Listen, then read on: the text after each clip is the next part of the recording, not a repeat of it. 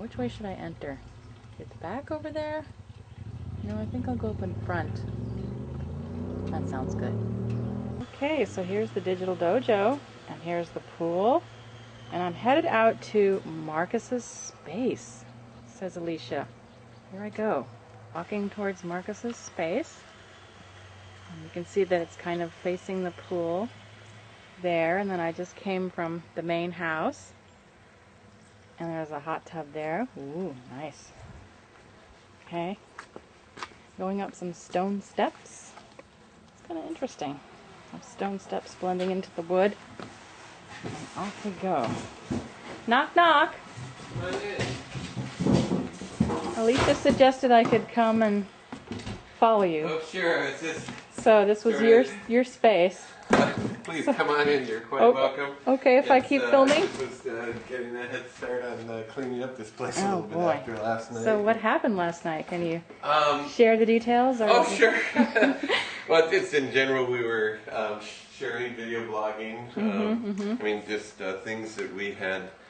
I guess it's sort of a tradition and related to what you're doing with the thing coming up, but just sharing, vlogging is just sort of something we often do. It's a great little room, actually. Yeah, it's such a challenge to get really all of its interesting features, because you've got some beams up here and some lanterns. It's beautifully done in here, actually. I'm very fortunate, and this was a karate studio that I made about 20, 30 years ago. And you can see he taught karate and Tai Chi to kids, a very non-confrontational method. I've seen his books.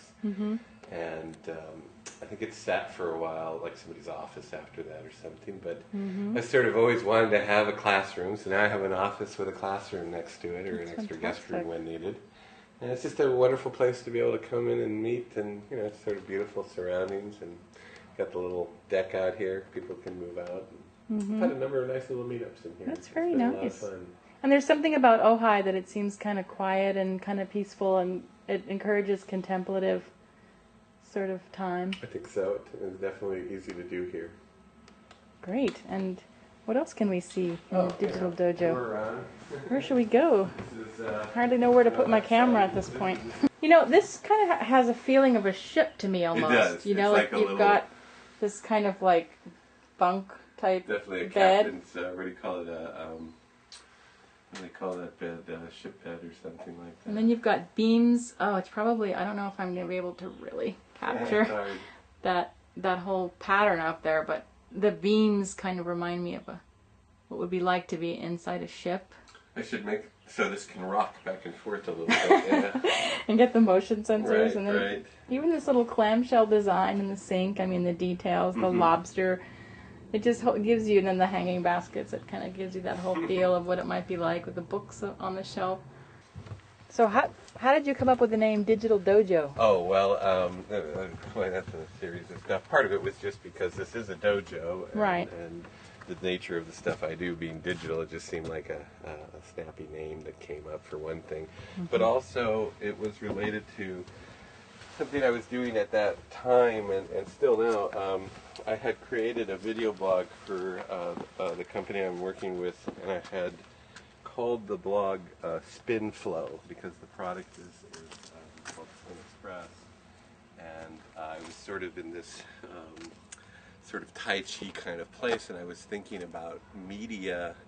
On one hand, it's just files and bits that are being transferred back and forth across the internet, but on another level, it is people's creative energy that is being transformed and moved around on the web, and that gave me a kind of a Tai Chi kind of notion. And I, in the work that we do, I actually trying to sort of create a discipline in a way around the movement. I call it the fine art of moving digital media. And some of that is at a file level, sharing files is part of what our business is.